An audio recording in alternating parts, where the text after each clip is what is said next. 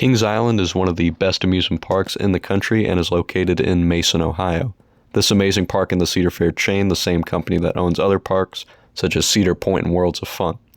It is home to a variety of unique roller coasters, 14 in total, along with a bunch of other cool attractions. I have visited this park twice, the first in August of 2020, shortly after Orion opened, and once again in June of 2022. This park has a very easy-to-follow layout with the park's iconic Eiffel Tower in the middle of the park. The park can get pretty crowded due to how good it is, but the operations here are some of the best I've ever seen. And most of the coasters don't get extremely long waits because of this, even if the park is completely slammed. The park is also not too expensive for its size and is actually pretty well themed. It actually has some pretty well themed sections for just a regional theme park, such as Area 72. The park's skyline is very impressive when driving up to the park with the 3 massive B&M coasters towering over the park. The actual entrance could use some work, at least the area where you first enter the park, but once you do enter, International Street is a fantastic opening land with the park's iconic Eiffel Tower at the end of the street, with different countries being represented on either side, and a fantastic fountain package in the middle.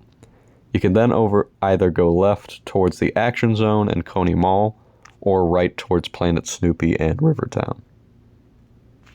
We'll start this tour at Planet Snoopy, the park's kiddie section, and it's actually a really massive kiddie section. There's a bunch of unique attractions, including 3 different roller coasters, those being Woodstock Express, a small wooden coaster, Flying Ace Aerial Chase, a small inverted coaster, and the park's smallest coaster, Great Pumpkin Coaster. This section also has the park's dark ride, Boo Blasters, and a log flume called Race for Your Life, Charlie Brown. You can also enter the park's water park, Soak City, from this area, which is included with your admission to Kings Island. This review will not include that section, but does look like a pretty nice water park if you're in the mood and it's hot out. You can then exit the area into Rivertown by the log flume and be greeted by the park's hypercoaster, Diamondback, which I personally think is the best coaster at the park, followed closely by Orion and Mystic Timbers.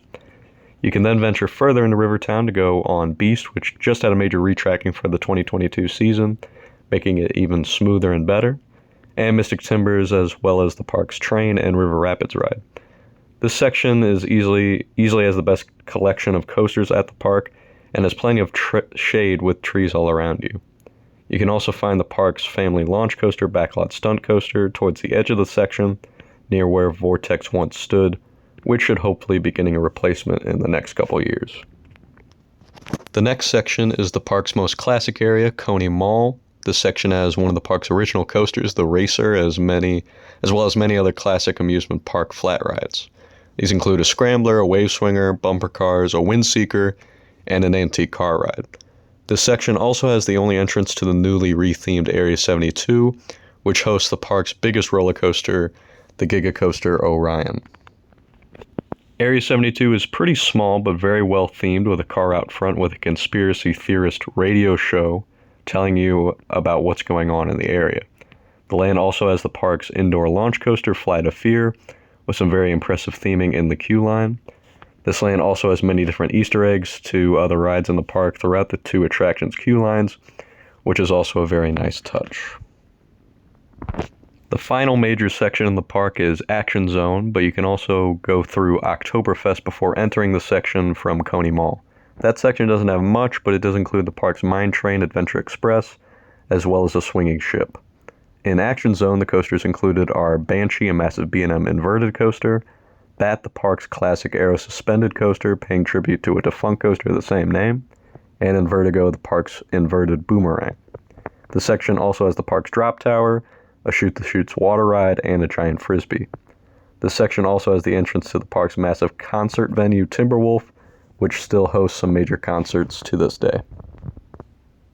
Other than rides and attractions, Kings Island does surprisingly have a lot to offer from entertainment throughout the day, especially this year for their 50th anniversary, to some pretty cool spots for food as well.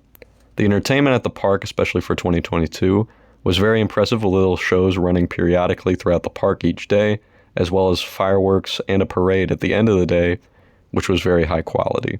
One of the shows that really impressed me was in the park's biggest food venue, Fest House, which has Panda Express as well as a variety of other options.